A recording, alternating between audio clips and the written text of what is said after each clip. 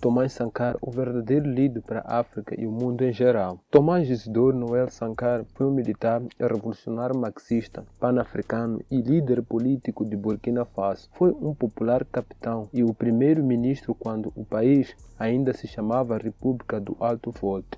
Logo após tornar-se o quinto presidente voltense desde a libertação do jugo francês e o primeiro de Burkina Faso, também foi considerado o melhor líder africano. No primeiro aniversário da revolução que o havia levado ao poder, ele mudou a bandeira, o hino e o nome da República do Alto Volta para Burkina Faso, o que significa aproximadamente terra de pessoas honestas. Saudações, seja bem-vindo a mais um vídeo aqui no seu canal Biografia dos Famosos. Se gosta desse tipo de conteúdo, subscreve-se no canal, ative o sininho de notificações para receber todos os vídeos do canal.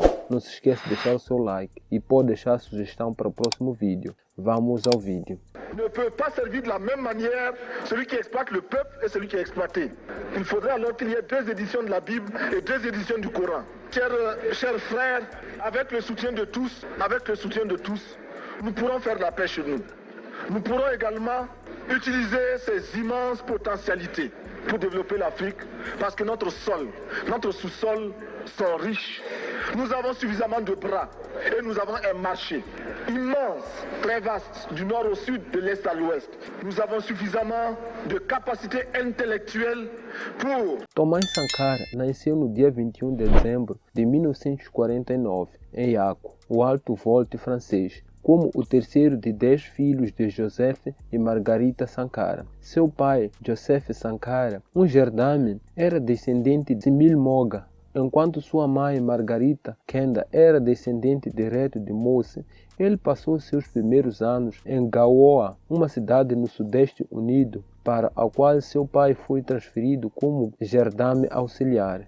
Como filho de um dos poucos funcionários africanos então empregados pelo Estado colonial, ele desfrutava de uma posição relativamente privilegiada. A família morava em uma casa de tijolos com as famílias de outros gendarmes no topo de uma colina com vista para o resto de Gaoa. Sankara frequentou a escola primária em Bomba Dioulasso. Ele se dedicou seriamente aos estudos escolares e se destacou em matemática e em francês. Ele ia à igreja com frequência e, impressionados com sua energia e vontade de aprender, alguns dos padres encorajaram Tomás a ir para a escola de seminários assim que terminasse a escola primária. Apesar de inicialmente concordar, ele fez exame exigido para ingressar na sexta série do sistema educacional secular e foi aprovado. A decisão de Tomás de continuar seus estudos no liceu mais próximo, que é o Zine Coulibaly, em homenagem a um nacionalista pré-independência, provou ser um ponto de virada. Este passo tirou-o da casa do pai, uma vez que o liceu ficava em Bomba Dioulasso, centro comercial do país. No liceu, Sankara fez amigos íntimos, incluindo Fidel Toul,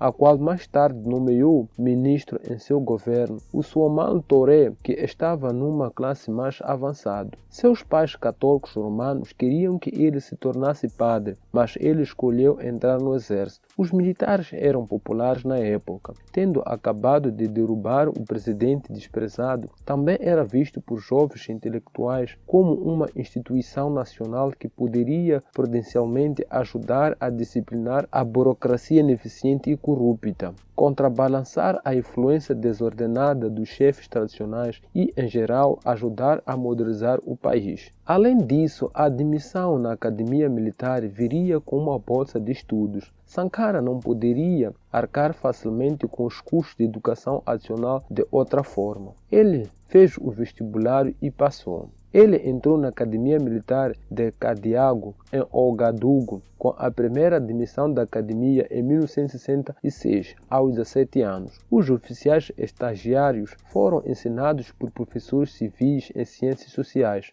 Adama Touré, que ensinava história e geografia e era conhecido por ter ideias progressistas, embora não os compartilhasse publicamente, era o diretor acadêmico na época. Ele convidou alguns de seus alunos mais brilhantes e políticos, entre eles Sankara, para participar de discussões informais sobre imperialismo, neocolonialismo, socialismo e o comunismo. As revoluções soviéticas e chinesas, os movimentos de libertação na África e temas semelhantes fora da sala de aula. Esta foi a primeira vez que Sankara foi sistematicamente exposto a uma perspectiva revolucionária no Alto Volta e no mundo. Além de suas atividades políticas, acadêmicas e extracurriculares, Sankara também prosseguia sua paixão pela música e tocava violão. Em 1970, Sankara, de 20 anos, continuou seus estudos militares na Academia Militar de Anseribe, em Madagascar, onde se formou como oficial subalterno em 1973. Na Academia de Anseribe, o leque de instrução ia além das disciplinas militares padrão, o que permitiu Sankara estudar agricultura, incluindo como aumentar o rendimento das colheitas e melhorar a vida dos agricultores, tema que mais tarde ele assumiu em sua própria administração no país.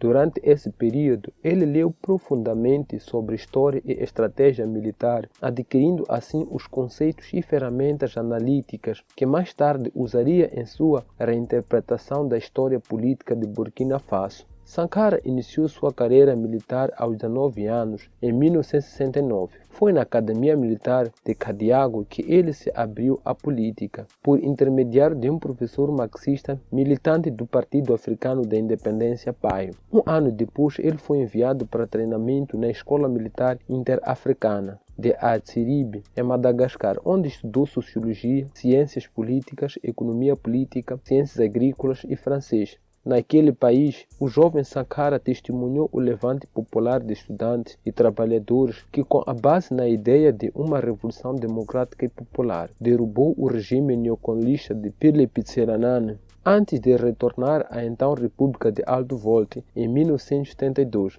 Sankara estagiou numa academia de paraquedistas na cidade francesa de Pau, onde foi ainda mais exposto a ideologias políticas de esquerda, que teriam profundamente influenciado sobre ele pelo resto da sua vida. Em 1974, tornou-se conhecido nacionalmente por sua atuação heroica na guerra de fronteira com Mali. Durante os combates, ele, um jovem tenente com apenas 11 homens, quase sem munição, conseguiu romper uma guarnição inimiga na fronteira com Mali. Foi praticamente o único do Alto Volta que saiu com glórias desta guerra. Anos mais tarde, o próprio Sankara condenaria a guerra como algo inútil e injusto. 2 anos depois do conflito, comandou uma unidade isolada na cidade de Pó, onde além de chefe era guitarrista e líder de uma banda composta por soldados e cabos chamado Jazz Tout Coup.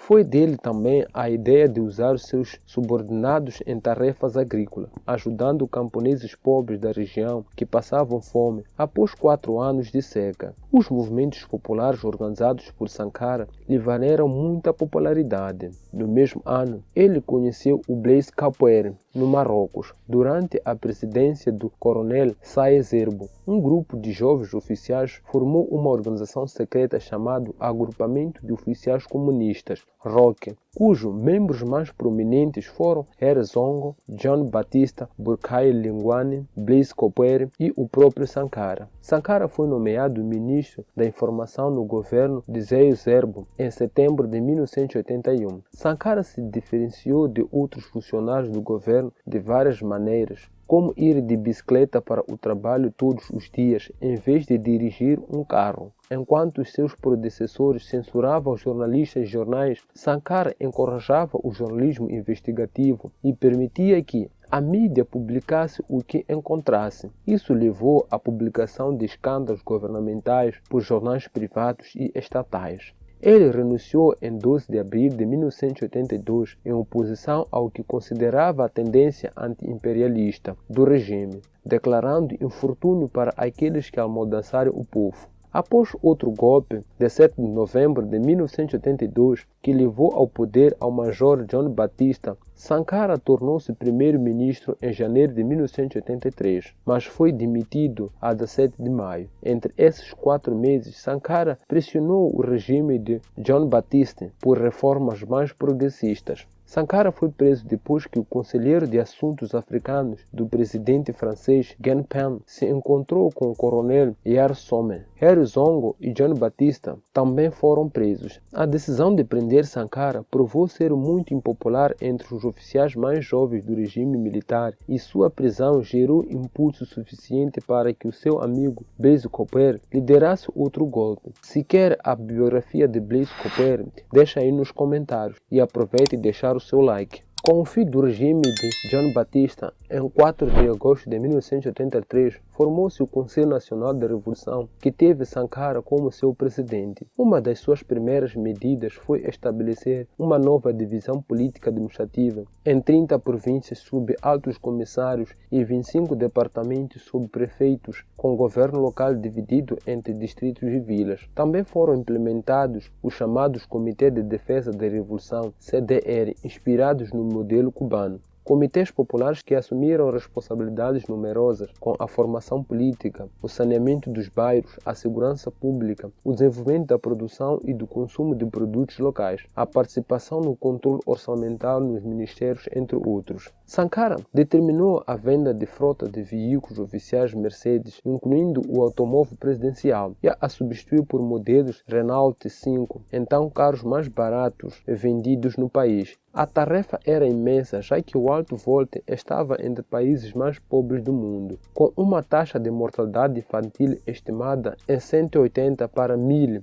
esperança de vida de 40 anos, taxa de analfabetismo de até 98%, taxa de escolarização de 16%, só para acrescentar que, na educação, todas as raparigas que estivessem grávidas deveriam continuar com os estudos. Caso o marido ou a família do marido negar, o marido também deveria perder a vaga na escola. Sankara propôs que a cada habitante tivesse no mínimo 2 refeições e 10 litros de água ao dia, tido inicialmente pelas potências ocidentais como pró-Líbia e adepto de soluções revolucionárias radicais. Sankara adotou uma postura considerada moderada no primeiro ano do governo. Sua primeira preocupação foi em fortalecer laços com o John Rawlings de Gana e depois neutralizar a oposição do octogenário Félix Houphouët-Boigny, que governava o Costa do Marfim e praticamente controlava todo o comércio exterior do Alto Volte, em um país sem acesso ao mar. Embora conduzisse um governo de esquerda, fugiu aos alinhamentos com a União Soviética ou a China, bem como rejeitou uma aproximação do regime nacionalista de Muammar al-Gaddafi. Em abril de 1984, o capitão determinou uma distribuição de terras para a construção de habitação popular. No mês seguinte, ele foi vítima de uma fracassada conspiração militar apoiado por Costa do Marfim, Togo, França e Estados Unidos. Os conspiradores foram parar em um pelotão de fuzilamento em 12 de junho. Durante as comemorações do primeiro aniversário da Revolução, Sankara instituiu um novo nome para o país, Burkina Faso, junção de palavras More, Burkina, homens dignos, homens íntegros, homens honestos, Duela Faso, terra natal, uma nova bandeira e um novo hino nacional, e uma nova lei de reforma agrária, que nacionalizava todas as terras e riquezas naturais. Ainda naquele ano, Sankara lançou o Programa de Desenvolvimento Popular, PDP, adotado depois de um processo participativo e democrático que incluiu as aldeias mais remotas e que resultou em 14 meses na construção de 250 reservatórios e na perfuração de 3.000 poços artesanos, além de outras realizações nas áreas de saúde, habitação, educação, produção agrícola, e autorizou uma campanha de vacinação de 15 dias que resultou na imunização de mais de 2,5 milhões de crianças contra meningite e febre amarela e o sarampo. Ele ainda aboliu impostos de longo prazo na zona rural,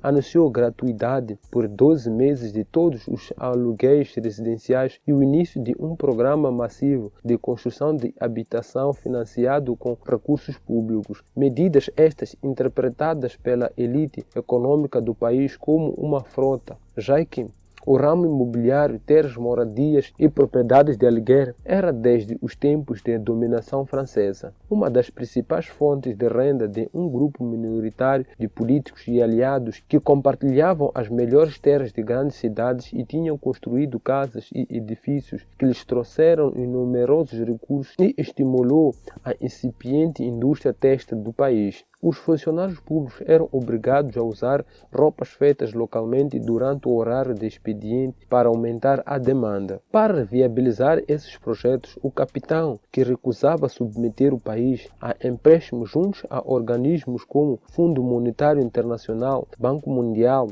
decretou a composição de um fundo público feito a partir de contribuição anual de um salário inteiro de militares e funcionários públicos de alto escalão, mais metade de um salário de outros servidores. Dentro da sua luta anti-imperialista, pronunciou em 4 de outubro de 1984 um discurso frente ao Parlamento da ONU, onde defendeu, entre outras coisas, o direito dos povos ao alimento, à água, à educação. Em 1985, diversos grandes sindicatos atacavam políticas socioeconômicas do Conselho Nacional da Revolução, que retalhou com a suspensão de empregos de vários líderes sindicais. Além desses, outros 2 setores demonstravam certa insatisfação com Sankara. As elites rurais, descendentes com a pretensão de Sankara de modernizar a arcaica estrutura agrícola do país, controlado por segmentos praticamente feudais, e parcela insignificante do funcionalismo público, tanto pelo combate de capitão e pesada burocracia estatal, que em sua maior parte ainda funciona segundo os moldes implementados pelo colonialismo francês, como pelo drástico arrocho salarial que compunha os planos de austeridade para reduzir o endividamento externo. Calculou-se em 350 milhões. Se está a gostar do vídeo, deixa o seu like e subscreve-se no canal. Estamos a falar de história de Thomas Sankara. Sankara engajou-se em campanhas para plantio de 100 milhões de árvores para combater a desertificação do Sahel e a batalha pela estrada de ferro, onde convidava voluntários a trabalhar na colocação de trilhos sobre o leito de estrada entre Ouagadougou e Kaya. Para fortalecer a mulher na sociedade voltense, o capitão tomou uma série de medidas em seu governo, como a proibição de mutilação genital feminina, dos casamentos forçados e a poligamia, além de fomentar a nomeação de mulheres para os altos cargos governamentais. No plano internacional, Sankara sofreu uma tentativa de assassinato quando um explosivo destruiu o quarto de hotel no qual o capitão ficaria hospedado em Yamoussoukro, onde participaria da reunião anual do Estado de Conselho de Entente, formado por Costa de Marfim, Togo, Benin, Nigéria e Burkina Faso. Para piorar, houve uma nova escalada militar na disputa territorial com o vizinho Mali, no final daquele ano, que serviu de protesto para os governos vizinhos rivais aumentarem as dificuldades com os quais se defrontava o regime de cunho nacionalista e socialista de Sankara. Ao longo de 1986, Sankara determinou a execução de uma campanha nacional de alfabetização em 9 línguas nativas que envolveu 35 mil instrutores, aboliu todas as restrições que existiam para contraceptivos, tornando Burkina Faso a primeira nação africana a reconhecer a epidemia de AIDS como uma ameaça ao continente, e anunciou um plano quinquenal para a autossuficiência econômica do país. Mantendo sua postura pan-africana, o capitão constrangiu o presidente François Mitterrand em visita oficial a Burkina Faso pelo apoio da França ao apartheid da África do Sul. Sankara acusou ao líder francês de cumplicidade com o regime racista ao permitir que o então presidente sul-africano Peter Botha visitasse e fosse recebido pela França. Como o renovar da oposição ao regime em 1987, a figura carismática de Sankara sofria certo desgaste, em especial por diversos setores sindicais, descontentes com as perseguições de suas lideranças e pela elite econômica, que controlava a maior parte da terra arável e imobiliária naquele momento, e jamais concordaram com a reforma agrária, que culminou com a melhoria da produção agrícola e tornou o país praticamente autossuficiente em alimentos básicos. O regime sofria com excessos e falhas dos comitês de defesa da revolução, ainda que o próprio Sankara fosse o primeiro a denunciar os diversos abusos dos CDRs. Sankara também promoveu a contracepção e encorajou os maridos a irem ao mercado e prepararem refeições para experimentarem por si mesmos as condições enfrentadas pelas mulheres. Sankara reconheceu os desafios enfrentados pelas mulheres africanas quando fez seu famoso discurso para marcar o Dia Internacional da Mulher em 8 de março de 1987, em Ouagadougou. Sankara falou para milhares de mulheres em um discurso altamente político no qual afirmou que a Revolução Burkinabé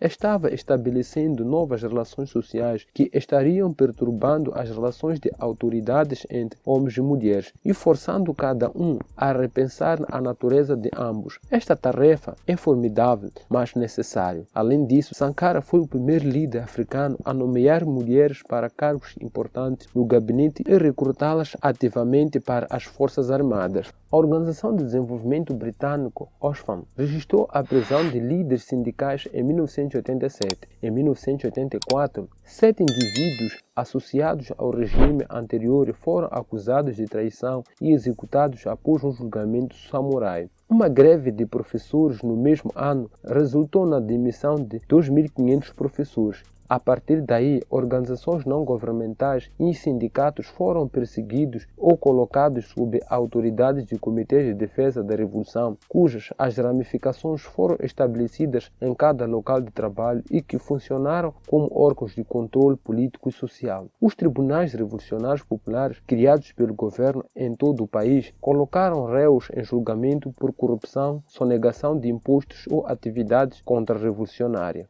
Os procedimentos nesse julgamento, especialmente as proteções legais para os acusados, não estavam de acordo com os padrões internacionais. De acordo com Christian Morrison e Jean Paul Hazan, da Organização para a Cooperação e Desenvolvimento Econômico, o clima de urgência e ação drástica em que muitas punições foram executadas imediatamente contra aqueles que tiveram a infelicidade de serem considerados culpados de comportamento não revolucionário, guardavam alguma semelhança com o que ocorreu nos piores dias da Revolução Francesa durante o reinado de Toro. Sankara é muitas vezes referido como Che Guevara da África. Sankara fez um discurso marcante homenageando o 20º aniversário da execução de Che Guevara em 9 de outubro de 1967, uma semana antes de seu próprio assassinato em 15 de outubro de 1987. Com o apoio dos governos marfinenses, francês e líbio, uma conspiração liderada por Blaise Compaoré, em 15 de outubro de 1987, Sankara foi assassinado junto com 12 oficiais em um golpe organizado por seu sucessor e ex-colaborador Blaise Compaoré.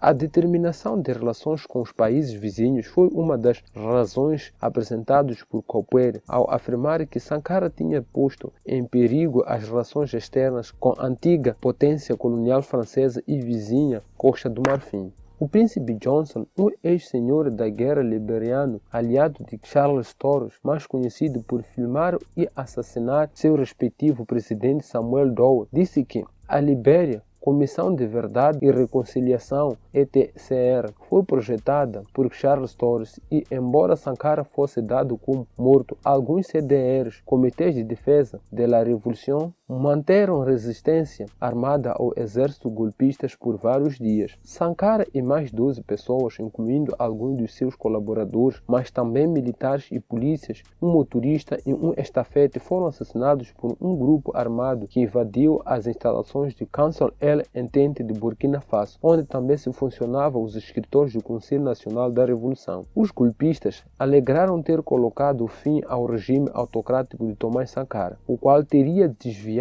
o rumo da Revolução de 1983, conduzindo o país a um processo de restauração neocolonial. Após o intentado confronto entre os golpistas e tropas leais ao líder assassinado resultaram na morte de aproximadamente 100 pessoas. Em 2017, o o governo de Burkina Faso pediu oficialmente ao governo francês que divulgasse documentos militares sobre o assassinato de Thomas Sankara, depois que sua viúva acusou a França de planejar seu assassinato. Em abril de 2021, 34 anos após o assassinato de Sankara, o ex-presidente Kaboré e outros 13 pessoas foram indiciados por cumplicidade no assassinato de Sankara e outros crimes de golpe. Este desenvolvimento veio como parte do quadro de reconciliação nacional do presidente Roch Kabore em outubro de 2001. O julgamento contra Kaboré e 13 outros começou em Ouagadougou, com o Kaboré sendo julgado à revelia. Os ex-chefes de segurança presidencial, Harrison Kofoed, também foi julgado à revelia. Uma semana antes dos julgamentos, os advogados de Kaboré afirmaram que ele não compareceria ao julgamento, que caracterizaram como tendo efeitos, e também enfatizaram seu privilégio de imunidade, sendo ex-chefe de Estado. Após pedido dos advogados de defesa por mais tempo para preparar sua defesa, a audiência foi adiada para 1 de março. Em 6 de abril de 2002, Kaboré e 2 outros foram considerados culpados e condenados à prisão perpétua à revelia. 8 outros foram condenados entre 3 a 20 anos de prisão. 3 foram considerados inocentes, ícone de muitos africanos na década de 1980. Thomas Sankara permanece como uma espécie de herói africano mesmo após sua morte. É tido como um dos grandes lideranças africanos do século XX, ao lado de outras figuras como Kwame Nkrumah, Patrice Lumumba, Samora Machel, Edouard Mungane, Amilcar Cabral, Stephen Biko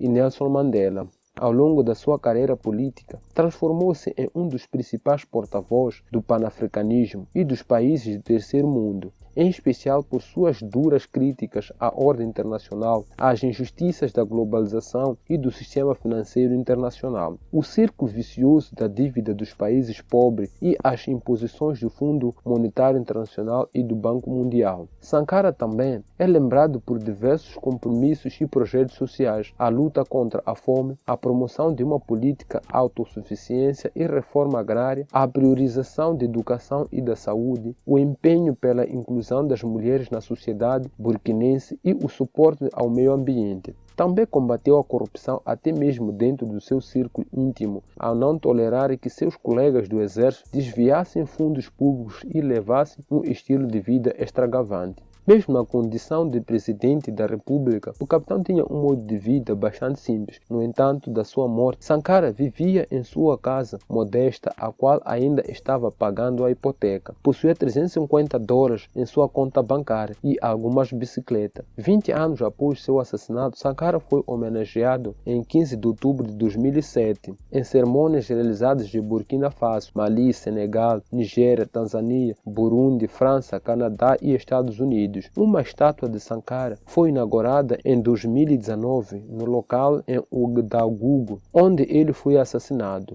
No entanto, devido às reclamações que não combinava com suas características faciais, uma nova estátua foi inaugurada um ano depois. Burkina Faso é um país africano que registrou mais golpes a nível da África. Se você gosta deste tipo de conteúdos, para não perder os próximos conteúdos, subscreve-se no canal, ative o sino de notificações para ser notificado sempre que publicamos um vídeo no canal. Deixe o seu like e pode sugerir um vídeo, farei com prazer. Até o próximo vídeo.